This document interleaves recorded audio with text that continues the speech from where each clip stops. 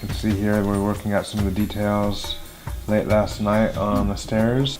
We're looking at possibly dropping part of this loft down to the first step so you can get under the beam easier, so you don't have to like crouch. And that would be actually coming into the shower a little bit, but hopefully not where your head would be. You can't fit everything in such a small space. Everything that we normally have, you know, a living room, a bedroom. Like when you try to fit all the things in, you're like, oh, I want everything. Well, you can't have everything. So you have to actually start eliminating the things that you don't really need, or double using some of the spaces. And it's like a puzzle, it really is. When you're in a suburb, in a standard house, you have mains pressure water. So you put a high flow shower in. It's just, why not?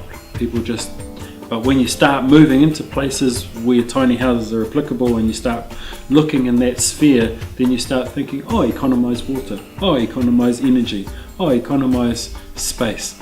And then your footprint on planet Papatūānuku becomes smaller. And for me, living better means making sure the place that you're living in is better once you've finished, not depleted, enriched.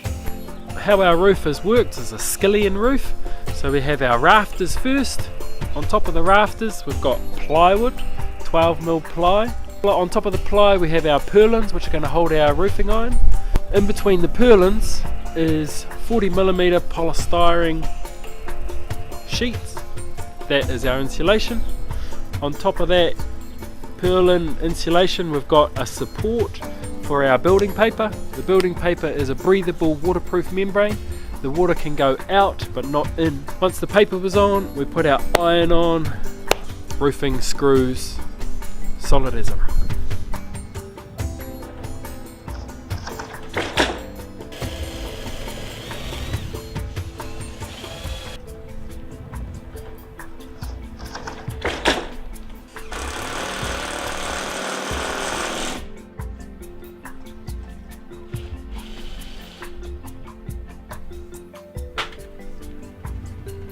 Next phase is Bowman's leaving. Woodham and I are going to be carrying on with the build. We've got a lot to do, but everything's gone smoothly so far, so we're into it. So we've just finished putting on the paper. So we've wrapped the whole thing. It's like encased in this paper that doesn't allow water in, but it also breathes outwards. So after the paper we've stuck on battens, and battens held against water. If water gets in through the outer layer, then it's going to hit that paper and it's going to run out. And then the next thing is we've been putting in the windows, and it's been a bit of a mish. Sometimes it doesn't really fit, or window doesn't fit and we have to jig things around a bit, but yep, all the windows are double glazed, and we've been getting those, well, I've been collecting those off Trade Me, getting them all second hand, just collect them over time, making sure they're sort of the size and what I'm wanting for that particular area in the whare.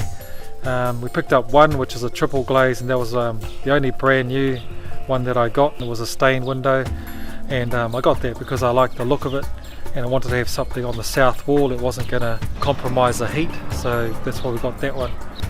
The window has classic old school wooden fascia boards which fit on here. We've prepared our hole with flashing tape to stop any water that does get in behind our fascia boards not getting onto our wood. Keep our wood dry. This piece of flashing here is what we call a sill flashing. So it will sit underneath the window and protect any water from driving up underneath our window. Still can't get into our building envelope. Any water that does get in there will be directed out and over the top of our exterior cladding. This is just a spacer.